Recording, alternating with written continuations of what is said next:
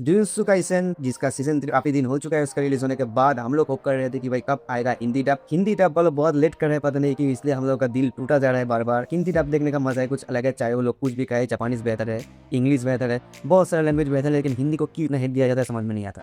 तो फाइनली इसका हिंदी डब भी निकल चुका है,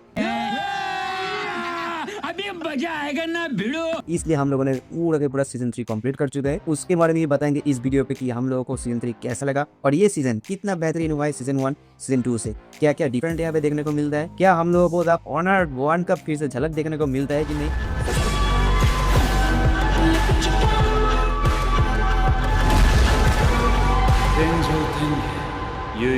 सब कुछ के बारे में बात करेंगे इस वीडियो पे। So let's begin. सीजन 2 का एंडिंग पे हम लोगों को देखने को मिलता है यूजी हो चुका है भागोरे और उसको टर्मिनेट करने की जिम्मेदारी दिया जाता है यूटा ओत्सु को, जो कि एक स्पेशल ग्रेड सॉर्सरर है।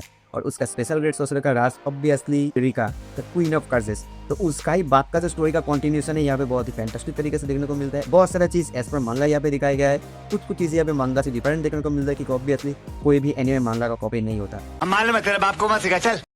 तो यहाँ पे मोस्टली बहुत सारा न्यू कैरेक्टर का इंट्रोडक्शन किया गया है, जैसे कि नावाज़रीन, यूटा, यूकी, कांजी हकारी, हिरोमी, फुमिहोको और मास्टर टेंजन और भी बहुत सारा बेहतरीन कैरेक्टर का यहाँ पे बहुत ही बेहतरीन लेवल से इंट्रोडक्शन होता है उसका बैक स्टोरी के साथ कि भाई वो कौन है बंदा, उसका बैक स्टोरी क्या है, कौन है ये लोग, कहाँ से आते हैं, वो कौन सा इरा से बिलोंग करता है और वो कैसे इस इरा पे आ गया है। भाई बहुत ही बेहतरीन तरीके से अचानक इसका एक्सप्लेनेशन एक एक करके आपको देखने को मिलता है। हर एक एपिसोड यहाँ पे 20 मिनट का देखने को मिलता है। इसकी वजह से आपका जो बोरिंगनेस तो होगा ही नहीं, ऊपर से आपका मैसेज आ जाएगा भाई इसके बाद क्या हुआ, इसकी बात क्या हुआ। ये करते करते हम लोगों का चैलेंज है, आप एक दिन में सारा के सारा एपिसोड खत्म कर लोगे। रहा नहीं जाता, तड़प ही ऐसी है ना। नहीं,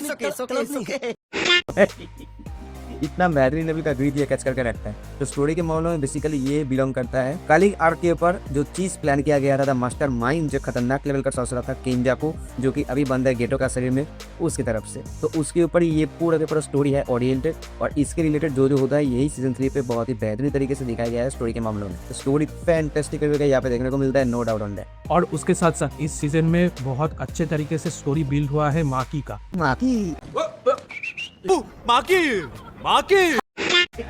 उसके साथ साथ जेनिन क्लैन का अलग अलग टाइप का जो सॉर्सरर्स है उसका लाइफ का स्टोरी और उसका जो नया कैरेक्टर को इंट्रोड्यूस किया है भाई खतरनाक लेवल का है।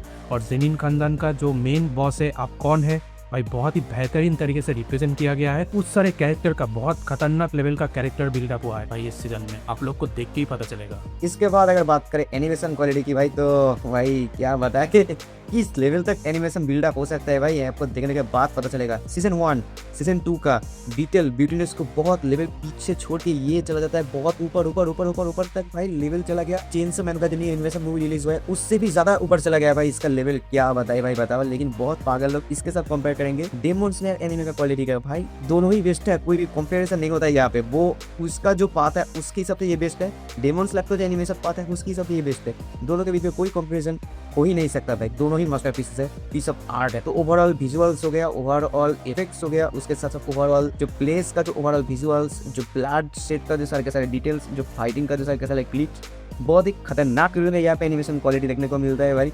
क्या ही बताया भाई, लाइटिंग से लेकर सब कुछ का अल्टीमेट यूज हो गया है भाई। ये देखने के बाद आपका जो ओवरऑल वॉचिंग एक्सपीरियंस है ना अल्टीमेट लेवल का रहेगा भाई। इसके लिए हम लोग क्या बताए, thank you so much MAPPA animation इस मास्टरपीस को क्रिएट करने के लिए। Thank you so much legendary Gege इस खतरनाक लेवल का एनिमे सीरीज को क्रिएट करने के लिए। और उसके साथ साथ मेन भाई हाईलाइट पॉइंट है फाइटिंग स्टाइल। एब्सोल्युटली भाई माकी जब फाइटिंग करता है उसका जो एनिमेशन दिखाया गया है भाई out of the chart. Absolutely भाई इतना खतरनाक लेवल का एनिमेशन किया गया है और भी तरह तरह का जो एनिमेशन क्वालिटी और फाइटिंग स्टाइल इस वेब सीरीज में दिखाया गया है भाई अलग ही लेवल का है। कोई भी एनिमेशन से ये मैच नहीं खाएगा, इतना बेहतरीन तरीके का एनिमेशन किया गया है। इन दी एंड बात करते हैं साउंड के ऊपर, तो भाई साउंड का जो डिजाइनिंग है वो भी भाई बहुत ज़्यादा एनहेंस यहाँ पे देखने को मिला सीजन 1 और सीजन 2 से। सीजन 2 का साउंड पीक पे चला गया था, लेकिन ये भाई कुछ उसको भी पीछे छोड़ दिया भाई। विजुअल के मामले में स्पेशली साउंड के मामले में दोनों सीजन से ये बहुत आगे चला गया भाई। क्या खतरनाक लेवल का डेवलपमेंट हो रहा है भाई एनिमे का, क्या ही बताए भाई। सैल्यूट टोटल एनिमे टीम को हर एक मामलों के लिए इतना बेहतरीन लेवल का खतरनाक लेवल का एफर्ट देने के लिए हम लोगों की hats off and wings respect आप लोगों को। और साउंड के बारे में जब बात ही हो रहा है, उसके साथ साथ बात किया जाए हिंदी वॉइस एक्टर का डबिंग का, आउटस्टैंडिंग है। इतना भाई खतरनाक लेवल का वर्क किया गया है, पिछले 2 सीजन में दिखाया गया है, उसके तरह ही बेहतरीन तरीके का डबिंग इस सीरीज में देखने को मिलता है। और इंडियन बात करेंगे थोड़ा डिसअपॉइंटमेंट के बारे में। क्या? अब दूसरे पैशन के फैन आएंगे बोलेंगे भाई तुम लोग इस एनिमे से डिसअपॉइंट हो रहे हो, चप्पल का है मेरा जूता का है, मारो इन दोनों को। ऐसा नहीं है, पहले सुन क्यों डिसअपॉइंट हुए। हम लोगों का बहुत ही हाई होप था कि यहाँ पे सीजन 2 के बाद सीजन 3 में और भी बहुत सारा चीजें देखने को मिलता है, लेकिन नहीं भाई नहीं। सीजन 2 2 साल पहले रिलीज हुआ था भाई, सीजन 3 उसके 2 साल बाद रिलीज हो रहा है, और उसके साथ साथ सिर्फ छोटा सा एक स्टोरी का पार्ट ही यहाँ पे देखने को मिल रहा है टोटली कलिंग गेम्स का। क्या ही बताया भाई। इसके साथ साथ हम लोग एक और डिसअपॉइंट के बारे में बात करेंगे, लेकिन इससे पहले एक वार्निंग देना चाहते हैं। अच्छा, ये हो जाएगा थोड़ा स्पॉइलर, तो आप लोग चाहे तो इसको स्किप कर सकते हैं जो सुनना नहीं चाहता है तो। अब बोलने चाहता है वो चीज़, और यहाँ पे ह्यूज अमाउंट ऑफ फैंस है हम लोगों का blue white king Satoru Gojo का, और इसके साथ साथ the king of the curses Ryomen Sukuna का। अनफॉर्चुनेटली ये मप्पा वाले उसका एक झलक तक नहीं दिखाया भाई टोटल सीजन 3 में। ये भगवान क्या जुल्म है, अब कुछ नहीं हो सकता क्या? कहा गया वो दोनों हम लोग ढूंढते रह गए, और क्या दिखाएगा और क्या दिखाएगा, देते रहते आए खत्म। क्या बताए भाई।